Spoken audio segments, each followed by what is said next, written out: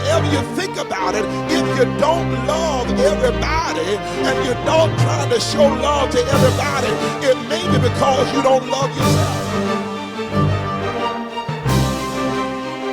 Because the Bible says you got to love everybody as you love yourself.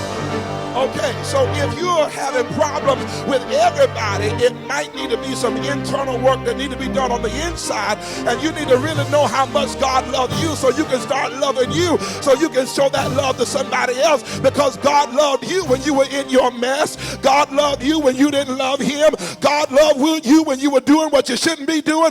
God loved you when you turned cross-eyed at him, and if God loved you, you ought to love everybody else.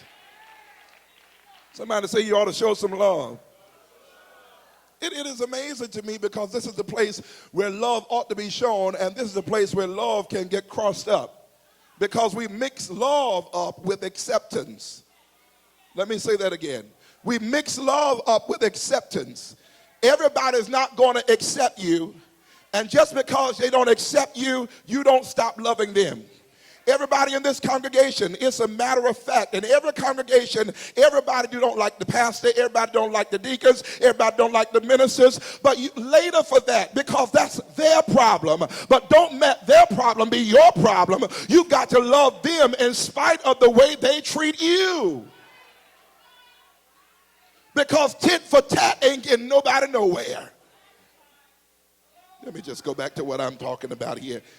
It says that they can't find authenticity in the church within personalities of the people, because people are not who they say they are. Let me say that again. There's a personality conflict in the church, this article says, because people act one way but portray another thing, and then there's somebody else when they leave out of here as somebody else. In so many words, you're schizophrenic.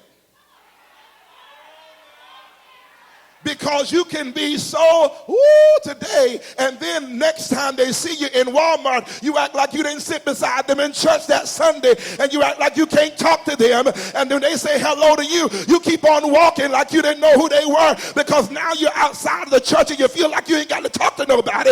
But if you're a child of God, you don't meet no strangers, especially if you're in the house of God. You can at least say, hey. Y'all don't hear me. Just because they didn't vote your way, you can still at least say, hello, how you doing?